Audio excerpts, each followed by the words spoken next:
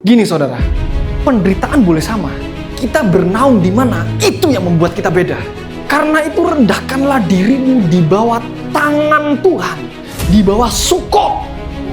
Makanya saudara, musuh ngincernya itu bukan Sukotnya, tapi respon saudara.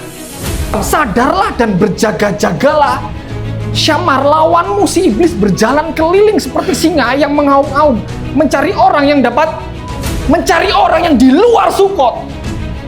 Permasalahan boleh ada, tapi gini, iblis gak bisa macam-macam sama kita selama kita di bawah tangan Tuhan. Iblis bisa menyerangnya ketika kita di luar tangan Tuhan. Sadarlah dan berjaga-jaga. Ingat loh, sebelum kamu jaga-jaga, kamu harus sadar dulu. Orang gak bisa berjaga-jaga kalau gak sadar, bener gak? Harus sadar dulu. Kalau saudara dan saya ada masalah, ada pergumulan, please, berdiam diri di bawah tangan Tuhan. Seluruh dunia menanggung penderitaan yang sama. Yang membedakan gini, saudara dan saya ada di dalam Sukotnya Tuhan apa enggak? Sebab hanya di dalam Sukotnya Tuhan, iblis gak bisa sentuh kita, saudara. Amin. Salah satu yang mempengaruhi dan mengganggu supaya kita dalam masuk Sukotnya Tuhan cuma satu, yaitu kesibukan saudara dan saya. Ingat saudara, Sukot ini berbicara tentang bagaimana kita tinggal di dalam rumah Tuhan. Dan di dalam rumah itu ada peraturan-peraturan, yaitu firman Tuhan yang harus menjadi ketetapan bagi kita. Amin. Di mana kamu tinggal dan tertanam menentukan perjalananmu dan tujuanmu. Kamu tidak akan sampai kepada Bapa. Kalau tidak, kamu tidak sampai tujuanmu dan perjalananmu kalau kamu nggak tinggal di dalam Sukot. Orang percaya hidupnya nggak abu-abu. Amin. Orang percaya itu ya dan amin gitu. Makanya identitas kita harus jelas. Nah, hanya di dalam Sukotnya Tuhan itu ada identitas. Makanya orang yang di luar Tuhan tidak dapat berbuat apa-apa. Ini saudara, mindset kita, mindset orang percaya, jangan cuma sampai kepada menunggu mujizat. Bangsa Israel belum ada identitas, laut terbelah saudara. Makanya nih, grace, kebaikan Tuhan itu untuk semua orang. Tapi perjanjian Tuhan itu gak untuk semua orang. Hanya orang-orang yang akil balik. Di dalam surat Galatia 4, itu bilang gini, kamu ini adalah ahli waris yang empunya segala sesuatu. Kamu ini tuan. Identitasmu ini tuan yang punya segala sesuatu. Tapi dia bilang gini, tapi kalau kamu belum akil balik, kamu tidak ada bedanya dengan seorang hamba. Kalau kamu gak akil balik, Rasul Paulus bilang, kamu gak agak lebihnya dari seorang hamba. Sama. Saudara harus sadar dan berjaga-jaga dan on posisi. Amin. Karena gini saudara, di mana kamu tinggal dan tertanam, itu menentukan perjalananmu dan tujuan. Ya saudara, apa yang kamu dengar, itu yang kamu makan. Firman apa yang kamu dengar? 2 Korintus 11 ayat 4. Sebab kamu sabar aja.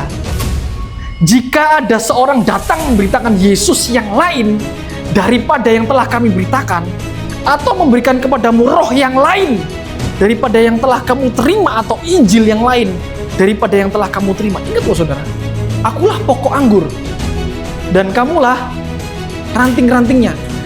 Dia pokok, kita ranting. Akarnya harus sama, bener gak? Akarnya harus satu. Makanya gini, apa yang kamu dengar itu yang kamu makan.